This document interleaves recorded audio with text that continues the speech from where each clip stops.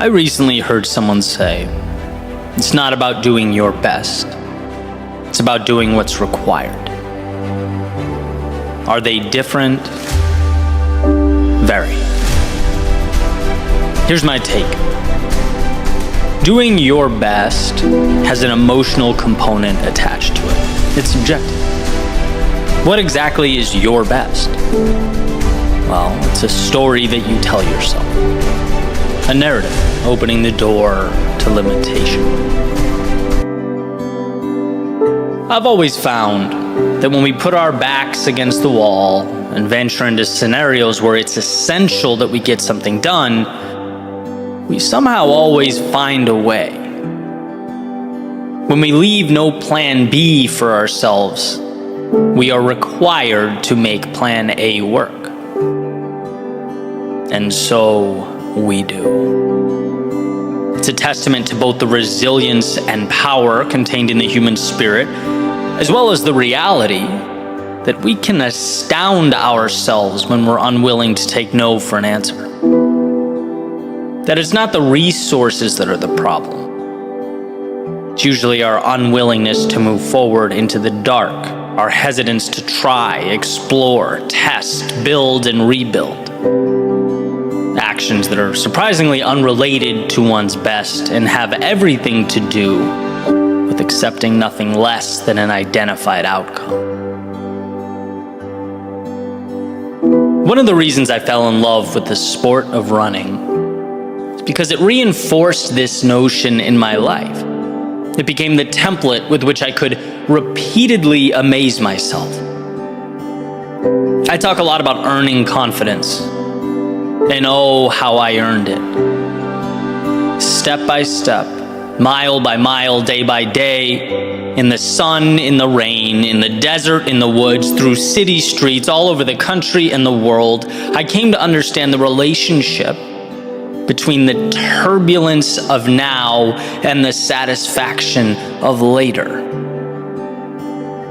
It was on those days I'd push beyond my usual level of comfort, when that cloud of pain and agony would hover over me.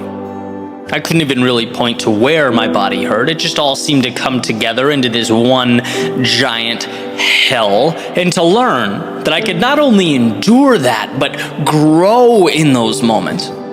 To see myself rise above any preconceived notion or understanding of best in order to defeat my demons, conquer the day's objective, it changes the way you see yourself in the world. Now, could onlookers be tempted to call these self-created goals arbitrary, even unnecessary? Sure, and I get why they would, but I'd also completely disagree. Those days were a master class in doing what is necessary. Realizing that when you shut your rational brain off and don't give your mind a chance to talk your body out of it, you can see just how powerful you are. You realize that story of your best is nothing more than a house built on sand. Life is not about that story you've told yourself. It's not about your personal records and peak performances, what you think you can do or how far you think you might be able to go. It's about not stopping in the moments when it hurts. Doing what is required, a decision that compounds over time to create what was once impossible. One of my favorite quotes is by Admiral William McRaven, an absolute hero of mine. And funny enough, he says, if you want to change the world, you must be your very best in your darkest moments. And what a beautiful idea, to rise when life presents its periods of turbulence. And sure, it may be a matter of semantics, but in those moments of darkness, I think of your best, not in the traditional sense, not as a personal metric, but as a willingness to do what must be done, a removal of the spotlight from you altogether and instead pointed directly at the road ahead, at the task at hand. When you choose to make the journey not about what you can and cannot do, but instead make it about what must be done, The universe, as Paulo Coelho has so elegantly stated, conspires to make it happen. I think back to my journey, and at so many periods, my best wasn't good enough. I was so lost and so overwhelmed that the only thing I could do was not stop moving. That was my superpower, simply trudge through the fear of things falling apart, the nagging pride and hurting ego. And what I learned was that life is no different than all those miles I'd put in running. How I felt, or what my previous capabilities were, what I deemed my best to be, it was all noise, it was all irrelevant. What was required was that I move forward through the chaos and to something better, and so I did. And in your world, so can you. The stories we tell ourselves are so powerful, and in many ways valuable in our journey through life. But there's one narrative that eliminates the necessity of so many others. You can get to the top of whatever mountain you are seeking to climb so long as you do not stop. So long as you let go of the limitations tied to your quote-unquote best and instead do what is required to get there. You'll see how adaptable and transformative that best really is, how it's a lagging indicator. It will take time, but you're capable of being patient.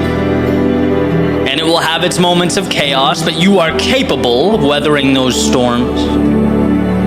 It will present obstacles that leave you unclear, uncertain, sometimes unprepared, but you're capable of picking your head up and moving through that haze.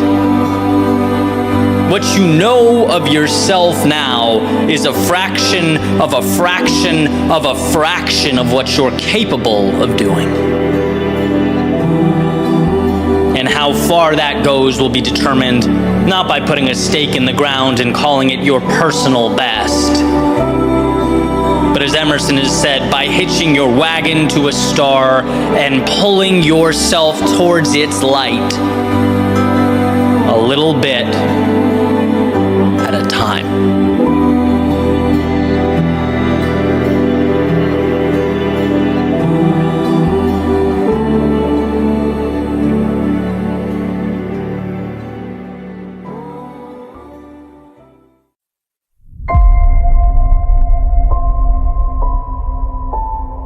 I was talking to my friend on the phone this morning, and he's been on a very long journey. A lot of highs, a lot of lows, but now he's doing incredibly well. He's heavily invested in real estate, has a very successful business. I mean, you talk about a turnaround, he's it. And he says, Eddie, do you know what the best part of all this is? When I get up in the morning, I think, yes. I don't think, oh man, I wish I could sleep just a few more minutes. I don't wish for a little longer in bed. I think, yes. And I found that moving. If that's not peak living, I don't know what is. The second your eyes open to be excited about what's to come, right? And so I asked him, Tom, you know, what's the biggest mental change you made in your life that brought that about?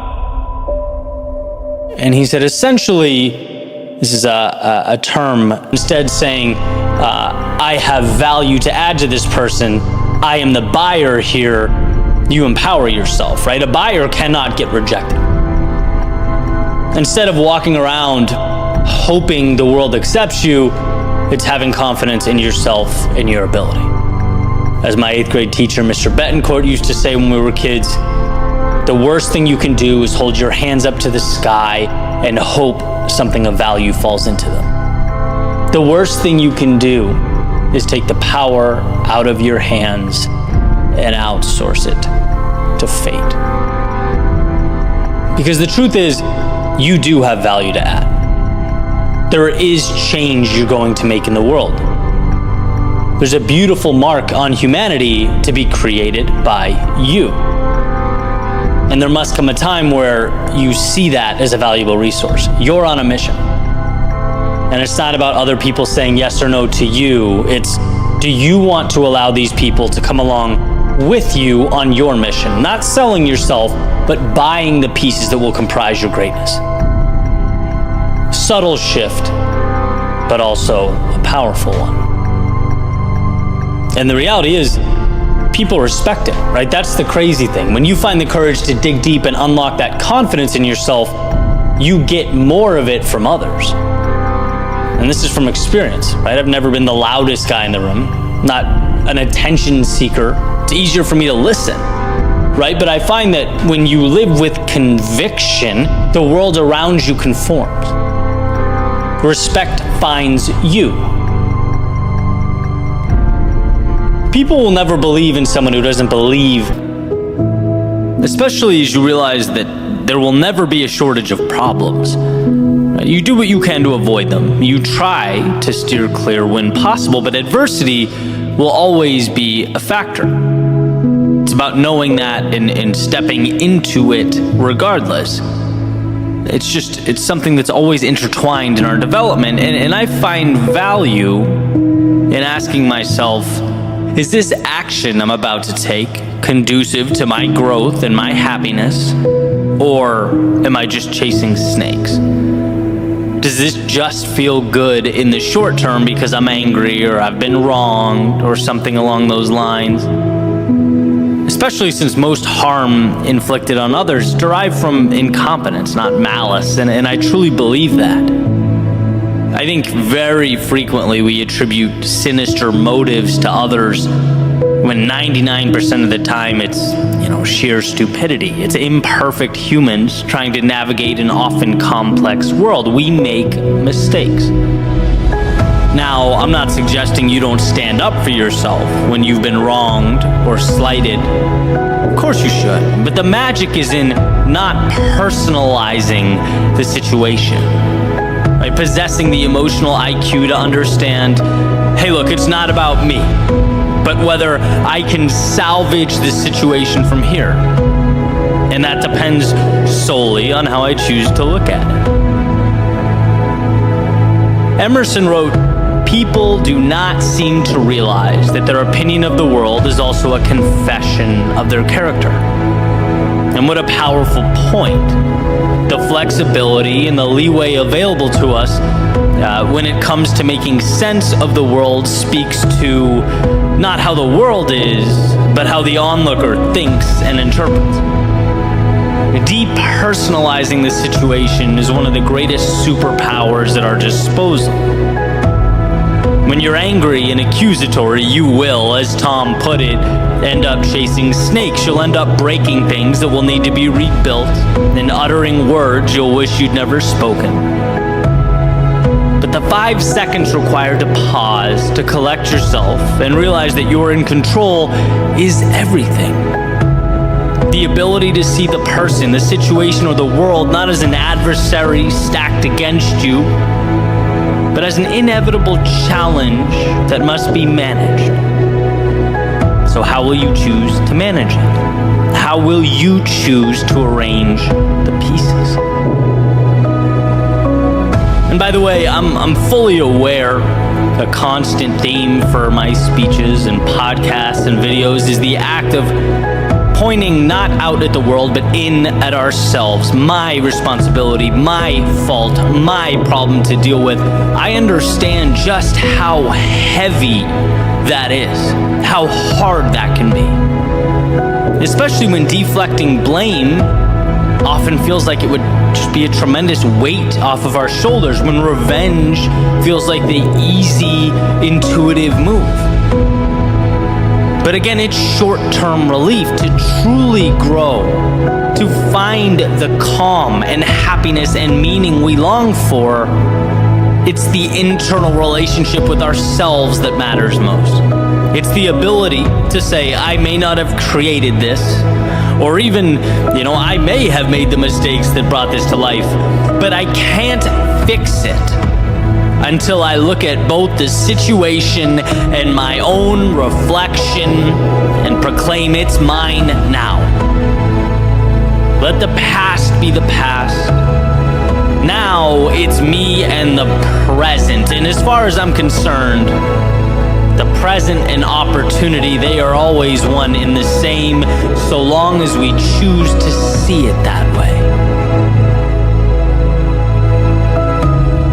It's not what you look at, it's what you see over and over and over again. Is it happening to you or for you? Is it a problem or an opportunity, a setback or a chance to reset? I want to bring to light a story, one that I've told before, but it's so perfectly representative of the conversation. You know, Jim Rohn talking about two brothers in an abusive household. Alcoholic father, terrible childhoods.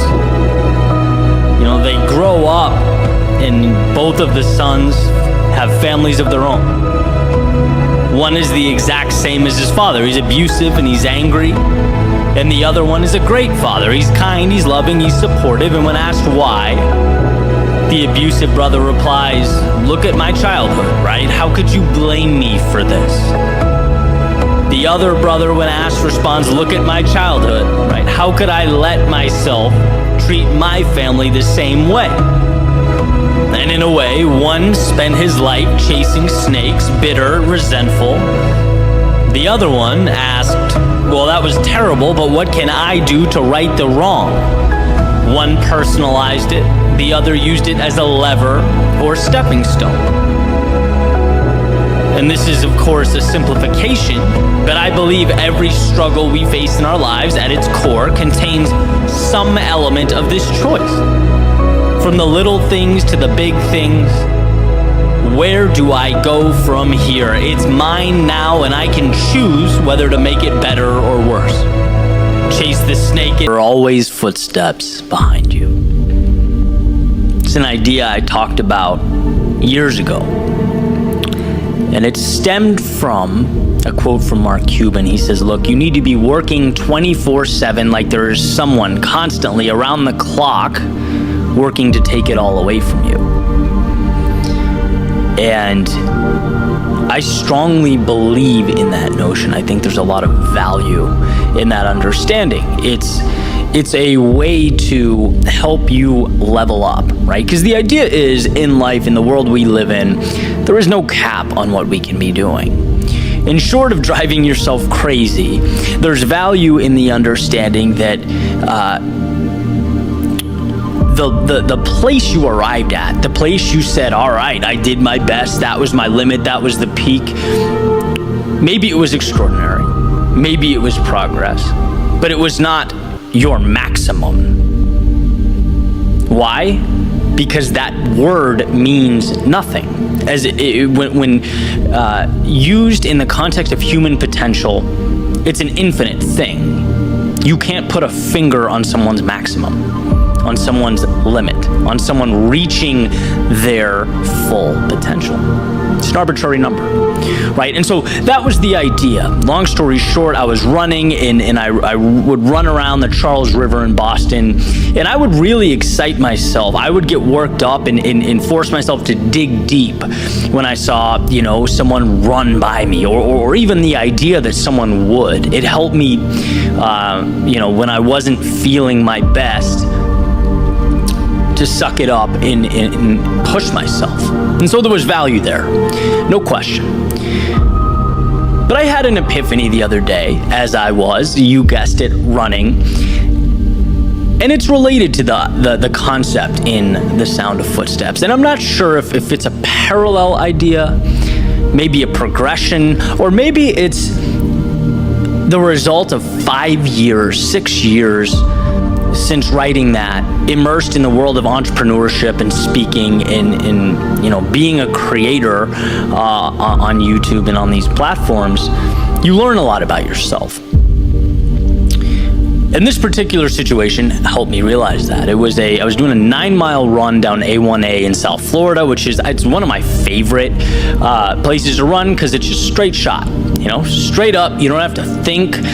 You can just one foot in front of the other and enjoy the run. And as I've been, working my way back into running shape, coming back from an injury, it's been beautiful. And so I'm a few miles into this run, and sure enough, someone blows by me, probably going at a 5.5, 6 minute pace, right? And my first instinct is, whoa, Ed, time to level up, man. What are you doing? Like, that's not even close, right? Sound of footsteps. Someone was behind you, someone's working harder, someone's going faster, there they go, here you are. And then I had this realization, a very common sense realization. You're gonna see that dude and pass him a mile up the road. Because unless he is an incredible athlete, that's not maintainable. You are going at a slower pace, but you're going further, and you will pass him. And then I had a second thought, which was, who the hell cares? The sort of old notion that the speed of others is some way related to you can be troubling, right? And again, there is no right or wrong, left or right, good or bad. The world exists in this gray area. And I believe that if you can find value in something, utilize it. If you're someone that gets motivated by that type of thing, sometimes I am, a lot of the time I am, green light, use it. But I think that highlighted a trap that I've fallen into, that I think a lot of us fall into. We hear those footsteps. We see that 6 minute miler go by us. And we think it's somehow reflective of us in our journey, or correlated to where we're going, or says something about us, when in reality, it means nothing. Like there's a it's comical that I'm sitting here even talking about it right now, right? Because the relationship between my goals and his goals are nil, none. But that's the world we live in, right? That's the social media world of highlight reels, of seeing people's 6 minute sprints and saying, oh my God, I'm running it at 8.5. It's like, yeah, well, 1, he went 1 mile, you're going 9. 2, you're running different races. 3, your finish line is all that matters. And it really hit home, because in this maybe 6-year stretch, the biggest mistakes I've made, and I never shy away from admitting this, they're when I had that sense of panic and anxiety due to other people talking about things that work for them, their success. This is the way to get what you want. Look what I did. Look how I achieve A, B, and C. You want the answer? Here's the answer. And I'd look in the mirror and I'd think, well, hell, I'm going slower than this. I'm not there, right? I'm not doing what they're doing. And they had a little bit of success there, right? Better change my plan, better pivot, better integrate, their steps, their processes. And that's always when I get in trouble. That's always when I have to take a step back and say, Ed, what are you? This is not you. You had a plan. You had a finish line. You had an idea that you believed in. And now what are you doing? Right? And I'd have to reel it back in. And this happened a few times, right? Because sometimes it's not as obvious. Sometimes you forget your value, what you're giving to the world and what you love to do, right? If you're going down a highway, there are a lot of exits. There are a lot of people saying this is where you need to get off. This is where, your answers are. This is what he or she did, and look how successful they are. That's the exact same thing as looking at that guy speeding down A1A at a 6 minute mile pace and feeling any level of inadequacy. What he's doing and where he's going is not what you're doing, and it's not where you're going. so I had I had a lot of time to have a conversation with myself, but that's exactly what I did. I had a tough conversation with myself. You've changed. You've changed since you wrote that speech, and that's a beautiful thing because, my friend, if you're not changing, you're not learning, you are dying. And there's a time and a place, again, for everything. Yeah, if you're looking around and everyone's working harder than you, hey, maybe that's an indicator.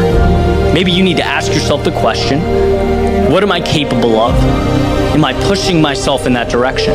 Or have I accepted some type of mediocrity? Right? But they are not you. And in today's world, I want you to remember that. Because most of our interactions, they are digital. They are curated snippets, pictures, videos, concepts that are just not reflective of reality, especially online. Right? I've been able to see the curtain pulled back on so many things, and it's like nothing is what it seems to be. People are not who they claim they are, right? And this is not some conspiracy that like there's all these strings being pulled in the background, but what I'm saying is no one presents life as it is. They present life as they want it to be seen. And the difference between those two things is substantial, I promise. And so when you are looking to your left, you're looking to your right, you're comparing it to yourself, and you feel any level of inadequacy, remember that you are going down a road that is valuable, that means something to you. You have your finish line, and you're going to get there. Don't be misguided, by these short half-mile sprints or whatever they are. Don't be misguided. Don't be distracted by anything but where you're going. Because I promise, if you just move forward, if you believe in your pursuit and trust yourself to get there, if you're willing to adapt and grow, if you're aware enough to understand that you'll make mistakes, you'll learn from them, and you'll pick up the pieces, the only adversary you have is yourself. Nothing else matters. So let's get that finish line.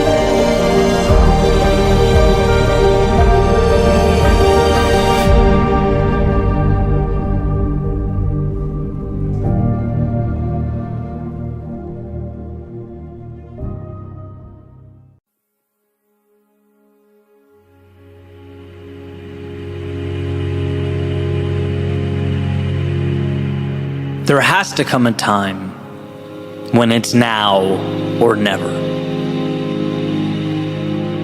where you look at your reflection and realize that the cost of waiting is far more expensive than the cost of stepping out into the vast unknown. In every journey, that's when life effectively starts. But here's why this is so tricky. What's caught me off guard so many times in my life, it's the many shapes that waiting takes. See, waiting is not always sitting there and doing nothing, not at all. Sometimes waiting is just the bare minimum. It's moving forward so slightly and so slowly that you can essentially trick yourself into thinking that you're progressing, into thinking you're making it happen. When if you really stopped and looked, if you were honest with yourself, if you really took a second to review, to analyze, you'd see that you're leaving almost everything on the table. You're not creating progress, you're dancing with the idea of progress. Sometimes waiting can mean just going fast enough to not have to look at the fear you're hiding behind. That's reality, right? I think it's a very normal thing, but I also think life is too short for normalcy. I think we can do better than normal. And I believe with all my heart and soul that the world has for us the spectacular. sitting there on the top shelf, waiting for those who can acquire the self-belief and the awareness to reach out and grab it. And how crazy a thought to realize that we could have been sitting next to the very thing we've needed for days, months, years, but never taught ourselves to extend our hands and reach. When I look back, the most important moments in my life were not tangible acquisition, and see the flashy things that try and capture our attention, right? The money, the condos, even social media growth, business growth, whatever it is you're working towards. Right? Those things are wonderful. They are benchmarks that hopefully align with your North Star, but they are not the difference makers. Not at all, right? They were the byproduct of what really mattered. They weren't the moments that moved the needle. My greatest moments were mental shifts, cognitive transformations. That's why I do this for a living. I see how much can change when we step back and look at life just a little differently. It was my realizing that I was demanding too little of myself. That the world won't see greatness in me until I see it in me. That shift that pushed me to demand more of myself, seek bigger challenges, value my work to a greater extent, charge more for my services. And that mental shift is what made some of those externalities possible. It's realizing that if you want it, more is on the table. That yesterday doesn't define you. That it's never too late to begin again. That everything you need, you have, right? These are the ideas that truly change lives. They make the difference. And if we don't become aware of these things, we leave them in the rear view. We walk right by them.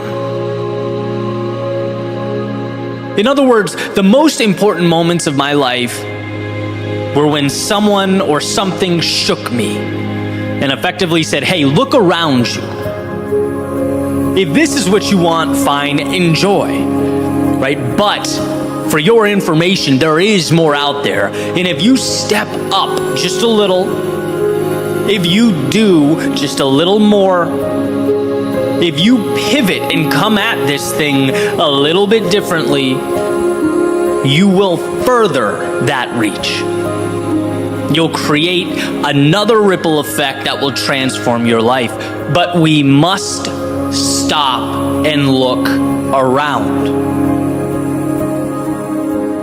A good friend of mine, and this is just the other day, right? We're having lunch, we're talking about marketing, and we always joke that marketing is just a part of the business that I don't particularly enjoy, right? Necessary, but not my favorite. And we're going through kind of different strategies, ideas, and he presents one, and I say something like, I don't need to do that. It seems a little over the top. And unfiltered, he goes, man, you're hurting your reach. Like, what good is that metaphorical restaurant that's not on anyone's radar? You're going to be the best pizza shop that no one knows about. And it just kind of hit me, right? It's like, man, I needed to see that differently. Maybe there's room to be a little more aggressive. Again, one example of many. And not every time is the idea or opportunity the right one or necessary one, right? But at least you stopped. At least you thought about it. At least you contrasted where you are with the potential upside of doing something differently. That is where we leave opportunity on the table.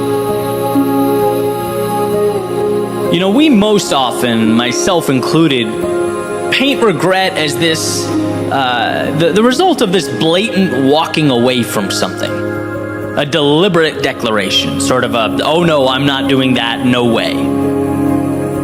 And sure, sometimes that's the case, right? Sometimes we're cognizant of our fear and decline to move forward, but I wonder how often our neglect or refusal is softer, more subtle.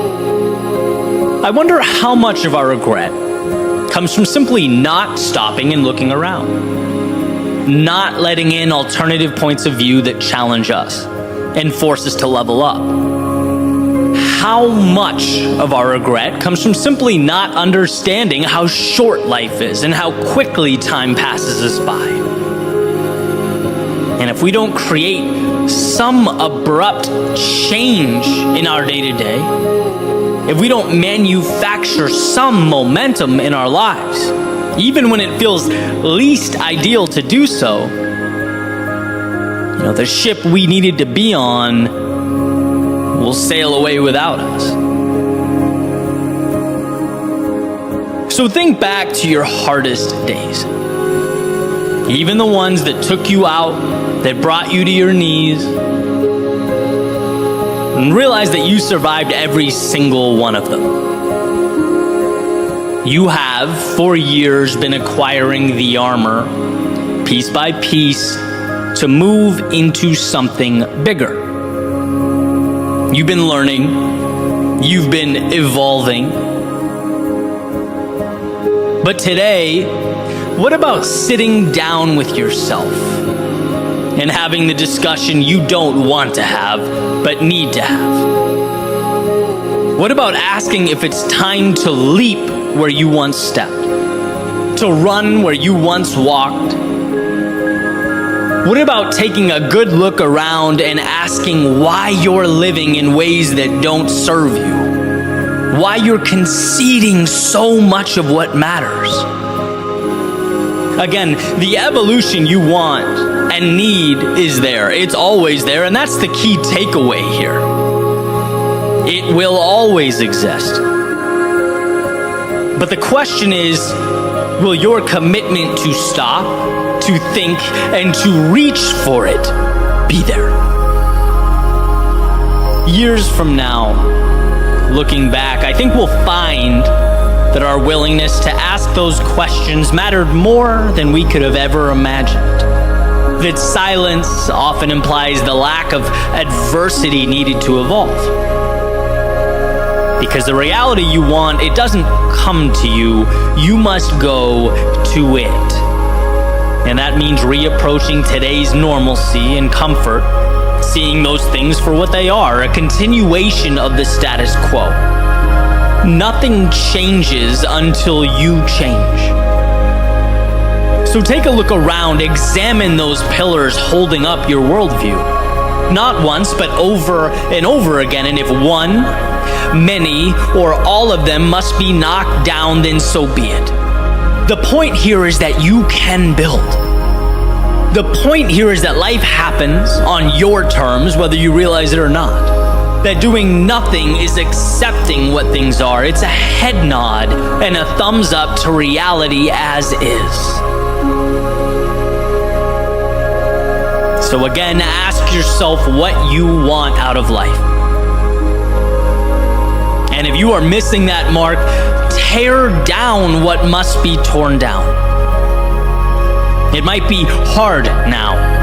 It might hurt now. It might be uncomfortable now, but when you're eventually standing upon an existence that aligns with who you are and what you want, you'll see how necessary it all was. How it was there the whole time. And thank God you found it within yourself to reach out and take it.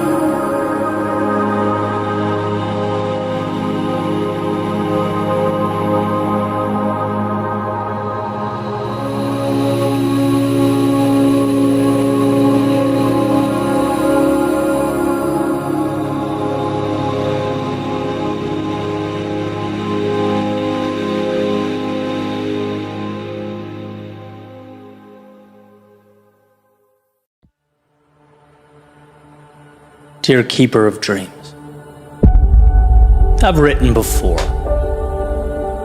but 10 years ago you looked different, way different. In 2013, it was impossible to miss you. You stood out like a sore thumb. Everywhere I looked, there you were. Your goal was to intimidate, Your power was in crying out worst case scenarios and pointing me to that fear that always seemed to be buried just beneath the surface. You sure were something. And a little bit of time's passed, Keeper of Dreams. It's safe to say you're still there, perhaps as strong as ever, but you're certainly not the same. As I've evolved, so have you. A little more subtle, a little more camouflaged, a little more strategic. See, back then when things were chaotic, when the wheels were coming off the wagon, all you had to do was scream. All you had to do was wave your hands in the air and tell me the things I wanted were way too dangerous. That getting them would hurt way more than the status quo. All you had to do was tell me I'd be better off looking out the window for the rest of my life wondering what could have been. Because at least I'd be safe. Suffering by that window is far easier than suffering out in the big, bad world. That was your pitch. And for a while it worked. But ultimately, the pain of staying was too much. The curiosity too great. I had to know, I had to see if I could build a world that meant something to me. Keeper of Dreams, you failed in holding me down. You lost. At least back then. But as we grow, as the game progresses and the rules change, Keeper of Dreams, so have your tactics. You've improved. You don't attempt to blatantly scare me anymore. Your objective isn't to instill fear out in the open or make me tremble at the thought of an unknown tomorrow. No, your objective is to distract me with the now. It's to make it so that I don't think about tomorrow at all. You want me to be so consumed with what I have now that I get lost in it, to relish in the certainty I've created. You hope I stay comfortable. Because Keeper of Dreams, nothing is so dangerous as comfort, and you know that. You know it would be both reasonable and easy to focus on maintaining and not growing, to preserve and not to expand. Each chapter in the Book of Life has its seasons, and now it appears we're in a different kind of winter. It's not as cold, it's not as dark as 2013. I could theoretically now sit by a fire and wait this thing out, and how happy you'd be to hear that, Keeper of Dreams. The thought of me numb and content. You want nothing more than to be that governing body that assigns trivial and meaningless tasks that keep me preoccupied in the now while everything good sails away. But Keeper of Dreams, you'll fail. You'll fail again and again. You will continuously come up short. As Will Durant wrote, empires are stoic in their ascent and Epicurean in their demise. People are no different. I won't be tempted by the luxuries of an easier existence when times are good, just like I won't be held down by the discomfort when they are not. Urgency will be manufactured. Greatness will be pulled from the earth, resilience shaped from the chaos that surrounds me. Know that I will always be moving forward, despite your every wish and your every effort. Not because I'm ungrateful for the now, but because for this life I am beyond grateful, so indebted that I want to capture all its magnificence and leave it better than I found it. As a friend of mine recently said, I want that dash on my tombstone to represent courage, a dream realized. Keeper of Dreams, in aiming to keep me down, you propelled me forward. You weren't my undoing, but my incentive to grow. And by the way, that will be how this story ends. higher and higher until all that's left is your ashes and your attempt that you tried, that you really did. But you didn't keep any dreams, you helped give them life. And what a twist in the story. Keeper of dreams, thank you. I simply couldn't have done it without you.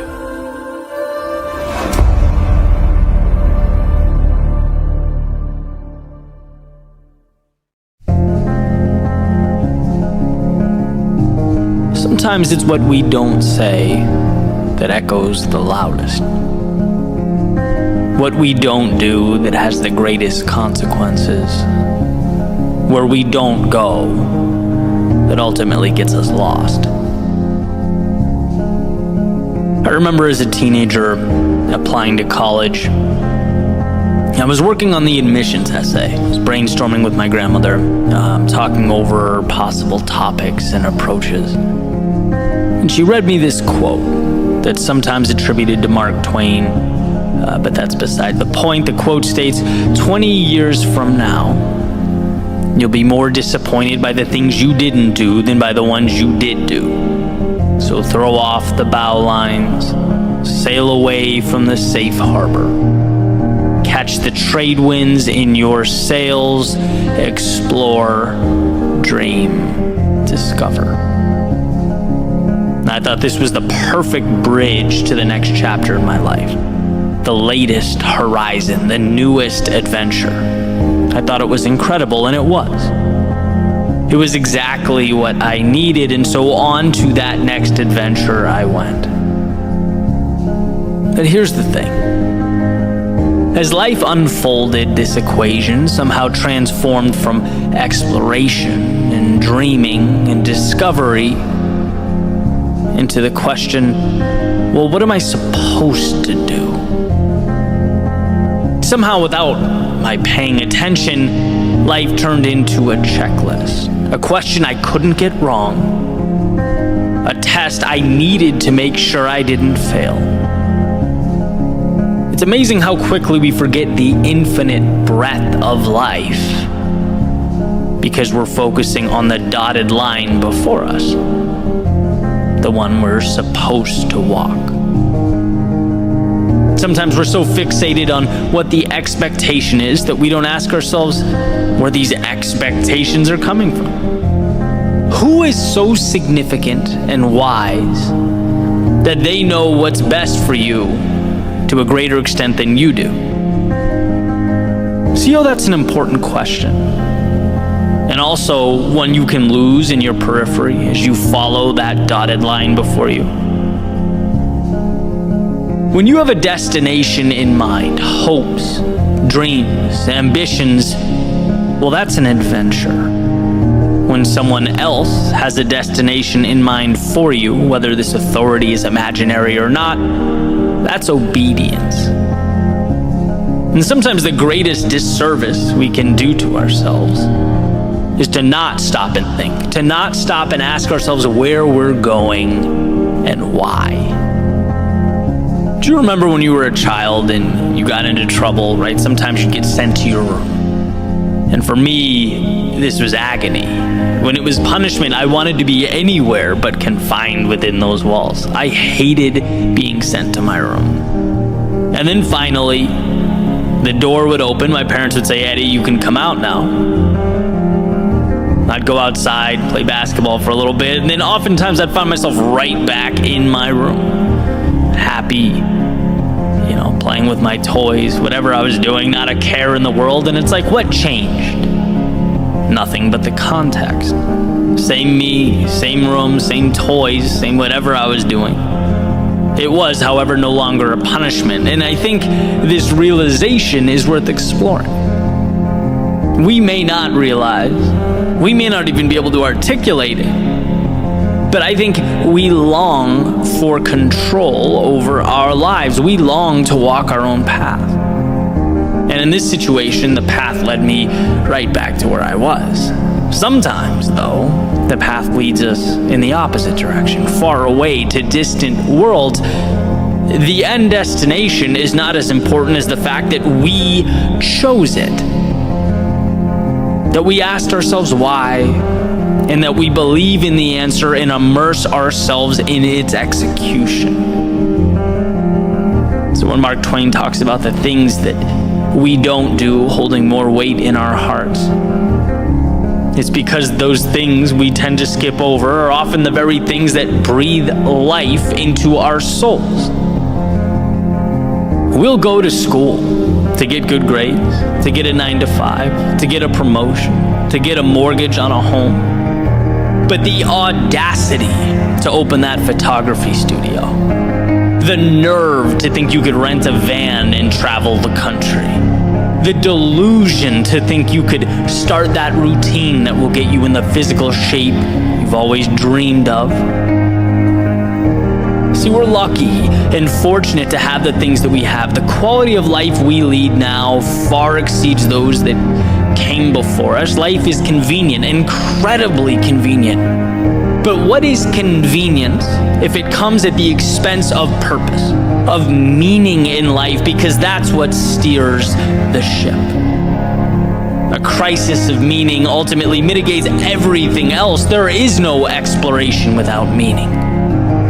And without exploration, tomorrow becomes a repetition of today, not an evolution of today. And what's incredible, truly incredible, is that our purpose can be rediscovered, our paths redefined. How? By having a long conversation with, you guessed it, yourself. By putting the phone in another room, by disconnecting the Wi-Fi and spending time with you. Something along the lines of, dear self, what matters to me in this world? Where am I going right now? Is where I'm going right now aligned with what matters to me in this world? And sometimes the answer is yes, sometimes no. Great, but what we have now is a foundation to work off of. An awareness that should be celebrated, that you created. It's so easy to walk through life and never have that conversation. It's so easy to sleepwalk to the tune of someone else's song, the beat of other people's drums. But when you open your eyes, you see the correlation between your thoughts and your actions and your reality.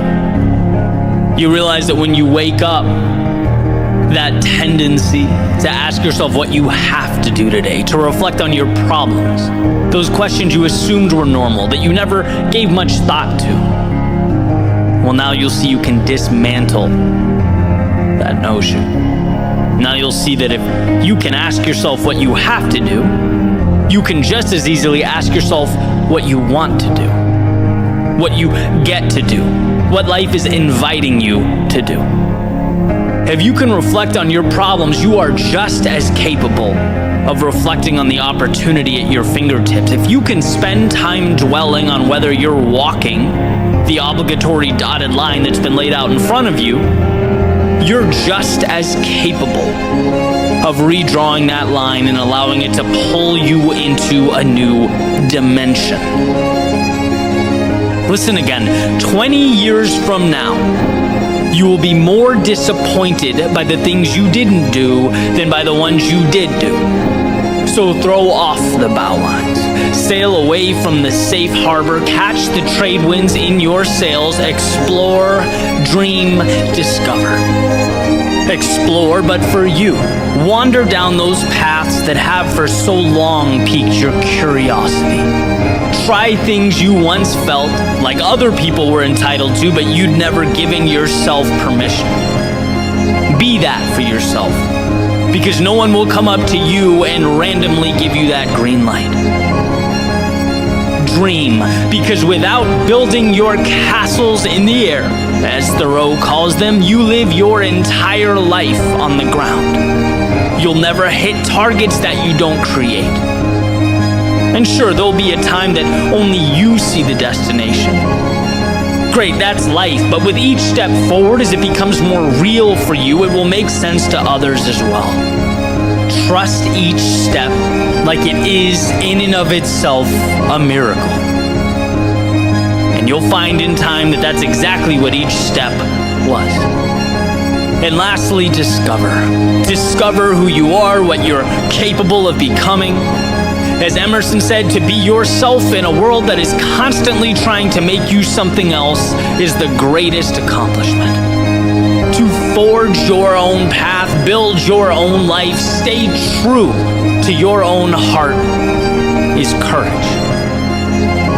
So sail away, because you have the ability, because you are strong enough, and because the story you're about to write doesn't continue on until you turn the page on today's chapter.